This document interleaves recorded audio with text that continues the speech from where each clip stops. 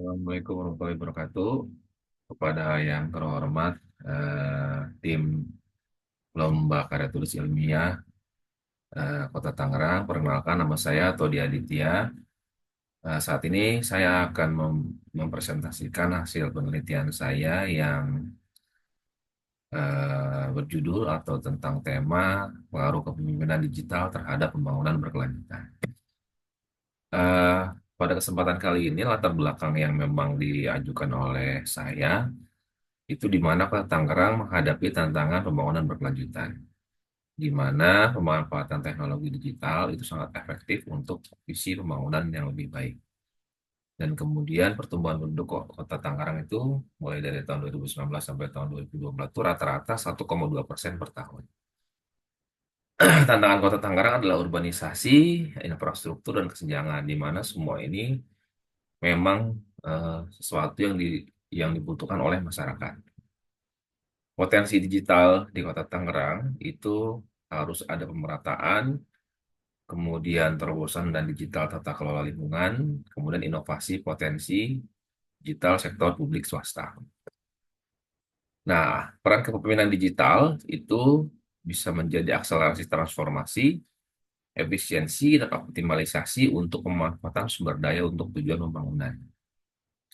Adapun pembangunan berkelanjutan merupakan keseimbangan kebutuhan ekonomi, sosial, dan lingkungan yang berfokus pada efisiensi sumber daya, pelindungan lingkungan, keadilan sosial. Tujuannya adalah untuk pembangunan kawasan berkelanjutan, manfaat jangka panjang.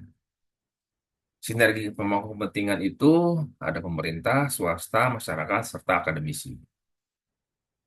Nah, sedangkan rasio Gini Kota Tangerang itu mulai dari tahun 2019 sampai 2023 cenderung meningkat, di mana eh, rasio Gini Provinsi Banten itu lebih tinggi dari meskipun eh, rasio Gini Provinsi Banten itu lebih tinggi dari Kota Tangerang pada nasional pada tahun 2023. Metode penelitian menggunakan kuantitatif dengan sampel 400 orang, margin error 5%, di mana populasi usia produktif itu di Kota Tangerang pada tahun 2024 itu 1.483.305 orang.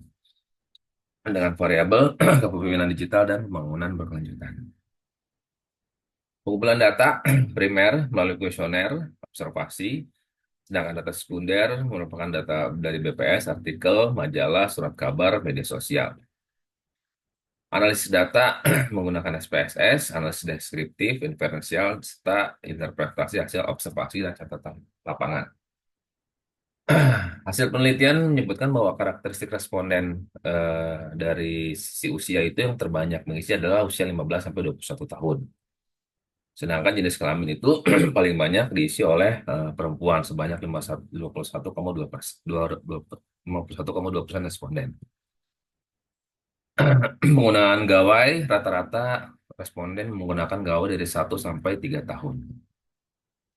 Sedangkan untuk status pernikahan, eh, kebanyakan responden mengisi belum menikah.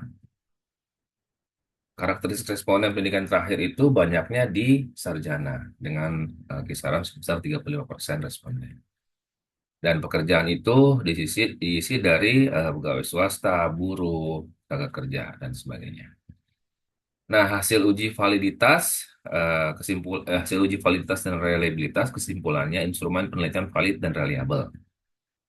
Nah, kemudian hasil regresi menyebutkan korelasinya sangat lemah, sehingga memberikan interpretasi data bahwa kepemimpinan digital tidak berpengaruh signifikan, di mana implementasi kepemimpinan digital belum optimal. Dampaknya belum terlihat pada pembangunan berkelanjutan. Nah, faktor penyebabnya adalah implementasi terbatas, kebijakan belum merata di berbagai bidang, literasi digital rendah, di mana adaptasi teknologi masih dalam proses, dan kompleksitas pembangunan. Pembangunan berkelanjutan butuh pendekatan holistik. Tantangannya adalah apa?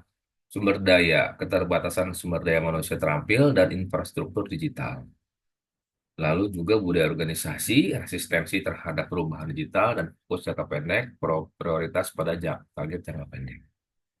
Rekomendasi yang dapat diberikan dari hasil penelitian ini adalah pertama itu pelatihan, di mana pemerintah daerah harus melaksanakan atau mengadakan program pelatihan intensif literasi digital. Yang kedua adalah kolaborasi, di mana pendekatan kolaborasi lintas sektor tidak hanya dari pemerintah, kan, tetapi juga dari akademisi, dan swasta, dan juga media. Terus kemudian infrastruktur, peningkatan infrastruktur digital yang memadai, artinya semua semua hasil pendapatan itu bisa untuk memperbaiki infrastruktur. Dan yang terakhir, pengukuran berkala efektivitas kepemimpinan digital. Artinya eh, perlu ada evaluasi terkait para pemimpin di pemerintahan daerah Kota Tangerang untuk lebih memahami tentang kepemimpinan digital. Hasil penelitian, kesimpulannya, jadi perlu ada evaluasi strategis tentang kepemimpinan digital, penguatan penerapan teknologi untuk pembangunan berkelanjutan, dan penyesuaian berdasarkan hasil evaluasi berkala. Sekian hasil penelitian dari kami, kurang lebihnya kami mohon maaf. Nasrullah Karim, Assalamualaikum warahmatullahi wabarakatuh.